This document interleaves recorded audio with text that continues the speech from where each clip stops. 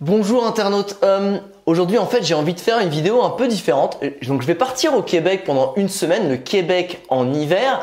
Et d'habitude je te fais une vidéo sur le Québec en hiver, mais aujourd'hui en fait je me suis dit que ça serait peut-être utile de te montrer comment je me prépare à ce genre de voyage. Parce que le Québec en hiver, t'y vas pas en ambiance claquette string ficelle. Si tu veux, là ils ont répertorié, je sais pas pourquoi je regarde vraiment, ça n'a rien à voir, ils ont répertorié des températures à moins 35 depuis un mois. Du coup, il faut se préparer un minimum et essayer d'avoir les bons vêtements et le bon matos. Et commençons par le plus important, pousse-toi pantalon, le sac de voyage. Alors, viens là toi. Je prends ce genre de sac là. C'est ce qu'on appelle un duffel bag. Ouais, c'est ce qu'ils appellent comme ça. En gros, c'est un gros sac de sport. Et en fait, là, moi qui adore voyager en sac à dos, et c'est ce que je prends habituellement, tu prends pas un sac à dos quand tu vas dans un voyage où il fait très froid. Pourquoi? Regarde. Attends, viens voir.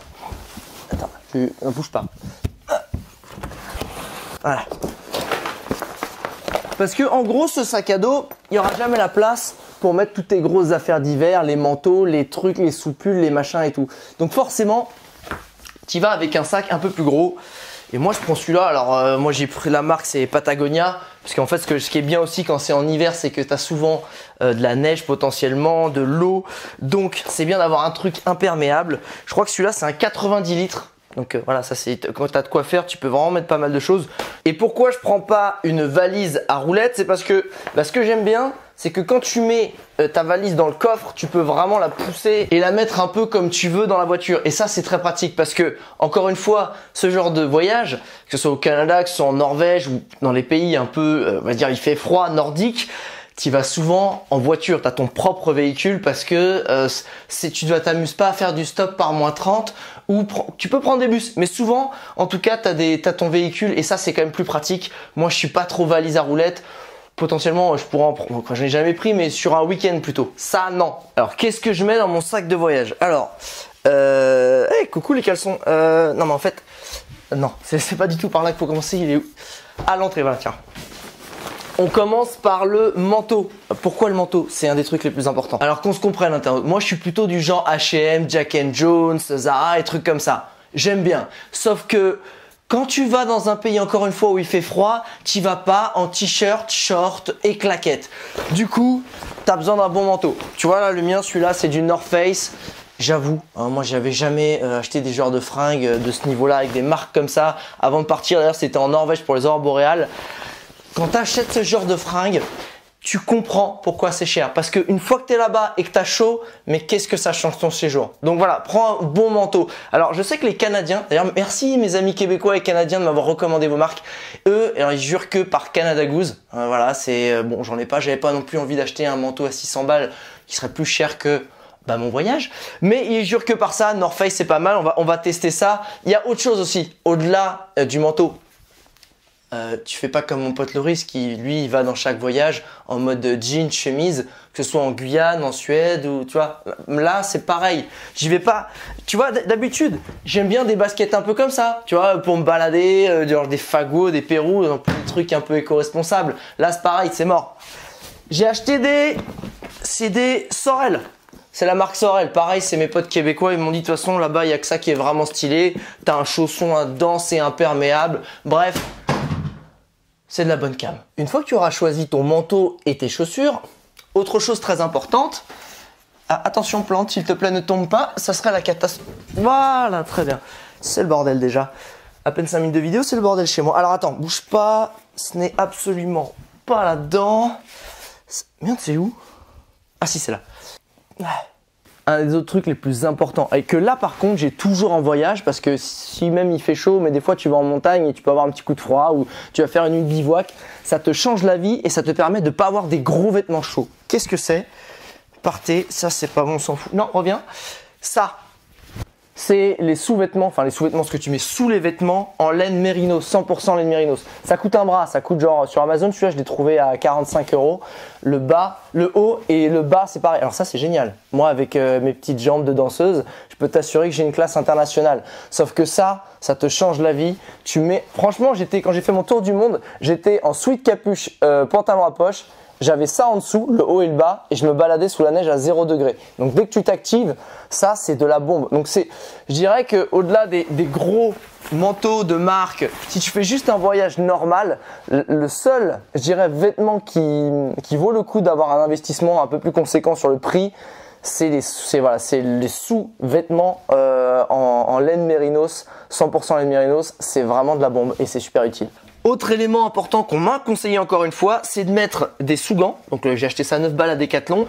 En dessous de tes gros gants. Alors là, tu vois, j'ai pris ces Gore-Tex, c'est les trucs qui respirent. En plus, j'ai pris un peu des trucs Freerider. Dans ma tête, je me suis dit, même si je marche, tu vois, j'aurai un peu l'esprit de liberté. Et aussi, j'ai mis un cache-cou pour remettre, tu vois, parce que si vraiment tu as un vent de moins 35 qui vient de geler le visage, peut-être que ce petit cache-cou pareil à 10 balles chez Decat, ça sera bien utile. Alors autre détail pour le côté Freerider, que je ne suis pas mais dans ma tête j'aimerais bien l'être, j'ai acheté un sweat-capuche de Freerider. Pourquoi? Parce qu'en fait les mecs ils mettent du feutré, c'est feutré à l'intérieur, c'est chaud.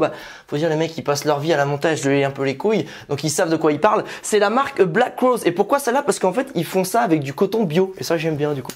Et je ne l'ai pas mentionné, mais le bon vieux pantalon de ski, évidemment, s'il y a de la neige, tu as envie de te rouler dedans. Donc autant pas être mouillé. Voilà. Ça c'était pour la partie vêtements. Voilà. Alors ça va rentrer dans mon sac tout à l'heure, normalement. Maintenant, une autre partie qui est assez importante, c'est les petits détails qui font toute la différence. Le premier, c'est de peut-être pas mettre la plante en premier plan. Excuse-moi plante. C'est ça, un adaptateur. En plus, ils en ont fait des nouveaux. J'ai vu sur Amazon, ça coûte 10 balles. Et il y a même des ports USB maintenant. En gros, tu as toutes les prises internationales. En plus, la nouvelle texture est très agréable. Je mettrai le lien si tu veux. Et du coup, peu importe où tu vas, parce qu'au Québec et au Canada, les prises ne sont pas les mêmes. Donc, pour pas te retrouver en galère, attention. Surtout que, qu'est-ce qui se passe quand il fait froid? Les batteries se font tuer en 2 secondes. Donc prévois plusieurs batteries et n'oublie pas aussi avant de partir de les charger. Parce que regarde moi, hop, voilà, c'est déjà en train de charger. Ça, alors ça j'en parle rarement, j'ai découvert ça. C'est un chargeur multi-USB, tu as une seule prise. Et ça te permet en fait de charger avec une seule prise plusieurs USB et notamment les téléphones portables et autres. C'est quand même super pratique. Dernier point justement sur les batteries, vu qu'il fait froid, si tu es un peu un geek et que tu aimes bien être sur ton téléphone pour faire des Insta, des trucs, prends une batterie externe. Moi c'est une Lumsing. Je crois qu'il y a 3-4 chargements. Tu peux mettre aussi 2 personnes qui se chargent en même temps. Il y en a un qui va un peu plus vite. Très pratique quand tu vas dans le froid. Moi, j'en ai pas besoin. Pourtant, je suis sur mon téléphone assez régulièrement surtout quand je partage mes voyages. Mais j'arrive à faire la journée. Dans le froid, j'ai un peu peur, donc je prends une deuxième batterie. Dernière chose, petit détail très important qu'on ne sait pas à propos du Canada. Avant de partir, il faut absolument que tu fasses ton AVE. C'est comme l'ESTA pour les États-Unis. Ça s'appelle, attends, AV. J'ai très mal fait le E. Ton AVE, tu tapes ça en ligne sur internet et tu vas pouvoir remplir un formulaire, ça te coûte 7 balles.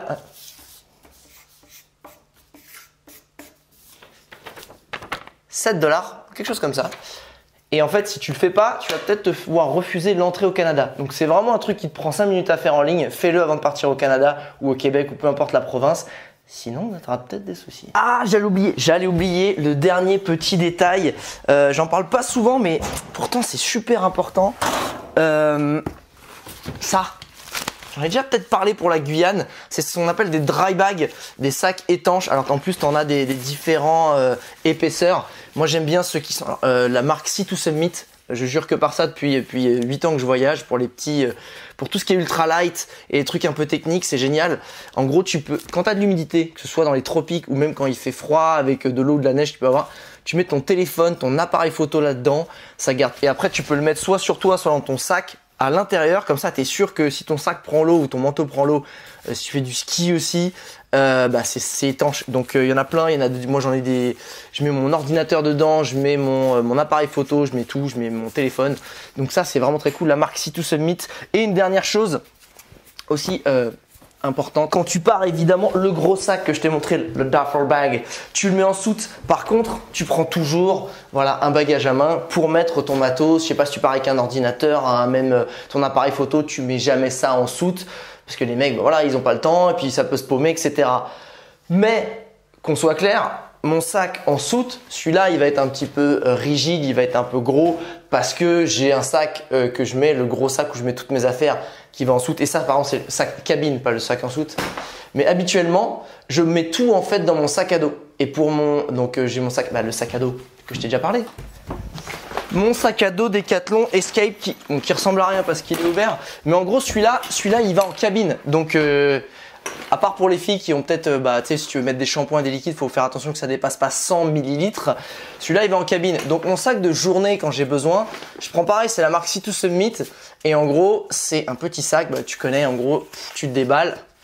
Et c'est un sac étanche aussi. Moi, j'aime bien les sacs étanches, que ce soit dans la jungle, sous la pluie, etc. Et tu as ton sac de journée où je me balade. J'ai pas besoin d'avoir deux gros sacs. Je me balade avec mon sac à dos quand je suis en voyage. Et quand j'ai besoin de laisser toutes mes affaires à l'auberge, que je me pars en balade, hop, je sors ce petit sac là et je le remballe quand j'en ai pas besoin. Eh ben écoute, voilà internaute, j'espère que cette vidéo pour préparer ton voyage au Québec, si tu es en train de le prévoir, ça sera utile. Si, écoute, dans tout ce que j'ai préparé, il m'a manqué des choses, ou il y a des choses qui ont été inutiles, j'essaierai de le mettre en commentaire de la vidéo et puis comme ça tu seras paré pour explorer le Québec en hiver. Ça n'a rien à voir, ils n'ont pas du tout cet accent là-bas, sache-le, rien à voir.